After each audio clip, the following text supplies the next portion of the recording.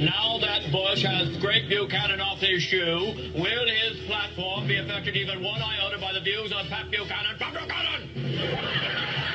Well, John, I think I made significant inroads into the Republican... Wrong, Freddie! Well, while I think Pat ran a decent campaign... The McLaughlin Group was such an institution in American political television that it inspired the highest form of praise from Saturday Night Live. And today we continue to commemorate John McLaughlin's legacy with some of his most frequent guests. This is very exciting. Daily Beast political writer Eleanor Clift, Chicago Tribune syndicated columnist Clarence Page, and National Review columnist Tom Rogan. This is exciting. Thank you guys for being here. And it is a sad occasion, of course, because John McLaughlin is somebody I grew up watching. We loved watching him in my house. My mom loved him. He was such a great institution. So I want to go around the table and let each of you kind of tell us what he meant to you. We'll start with you, Eleanor. Well, he was Father God. That was what he was called when he was a prep school teacher. And when he summoned me to his office on K Street, I think it was in 1983, and he just peppered me with a series of questions. I remember one, what did I think of Barney Clark's heart transplant? He was a 61-year-old dentist who got the first artificial heart. It cost $350,000. He didn't live very long. There was a big debate at the time. And then what did I think about arms to Taiwan? And I looked at him and I said, I'm a reporter. I don't have strong opinions, and I hadn't really thought deeply and morally about these issues. And he barked back, you want to be on my show? You better get some strong opinions. And then I was sitting across from Pat Buchanan, the original culture warrior, and Bob Novak, who Joy will remember was known as the Prince of Darkness. Yes. And suddenly I had some strong opinions. It wasn't a problem. So I told John, I saw him the week before he died, I told him that he made me who I am before I knew who I was. Yeah, absolutely. And that show made so many characters that those of us who love the news but also love the opinion side of it, you know, Freddie the Beetle Barnes and Jack Germond, people will never forget, and you guys. And Clarence, this is where I was introduced to you, was on the McLaughlin Group, and seeing you as part of that cast of characters. How much fun was it, first of all, and was it difficult to go from columnist to character? Well, first of all, you left out one of the great characters, Eleanor, your Swellenor Clift, which was one of my favorites.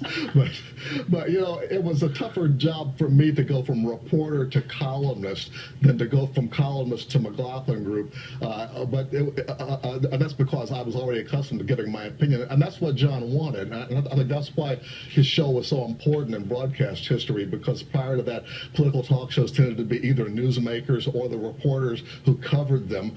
John said, no, we don't need the newsmakers, and we don't need objective reporting. We need subjective opinion people who can sit around. Someone mentioned that John had told them he envisioned something like a sidewalk cafe where good friends meet up. They've got different views, and they argue fiercely, but they always leave as friends.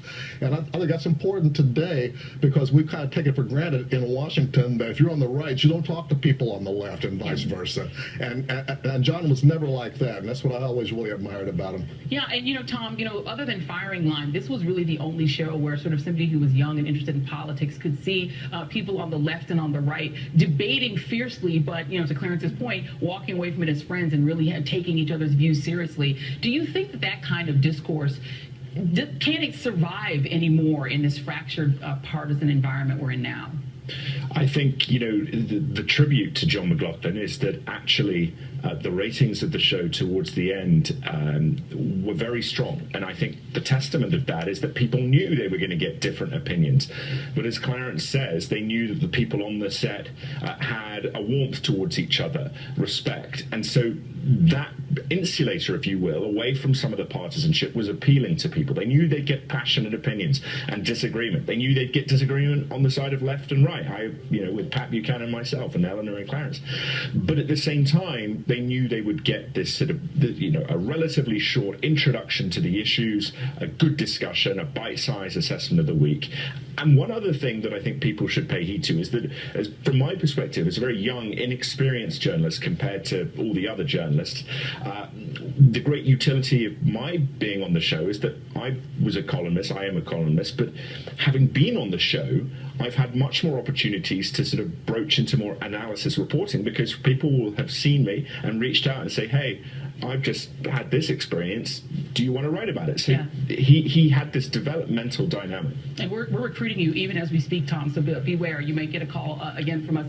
So I can't leave here without doing one sort of fun send-up to the show in the way that he would have ended the show. So I have to ask each of you, find an intelligent columnist on our scale of 0 to 10, 0 being bottomless nothingness, just a pit of despair and zeroed out nothingness, and 10 being absolute metaphysical certainty. How certain are you? Will Donald Trump be the next president of the United States? Eleanor, you're swelling or Clift? How certain he will be or he won't be? I'll say 8.927. He won't be. All right, Clarence. I agree with Eleanor. That's unusual. But, Donald Trump has done a great job of showing that he doesn't want to be president. He wants to be a TV star and a brand builder, and I think that's what he's doing. All right, Tom Rogan. I think 3, and the only chance he has at this point is whether Hillary Clinton has a major corruption thing the Russians leak, or if there's a terrible terrorist attack and he mobilizes fear from that. All right, well, we shall see. Thank you guys for being here. It's such an honor to talk to you, Eleanor, Cliff, Clarence Page, Thank you, Joy. and Tom Rogan. Thank you all. Really appreciate it. Thank you. Before we, and as John McLaughlin would say, bye-bye.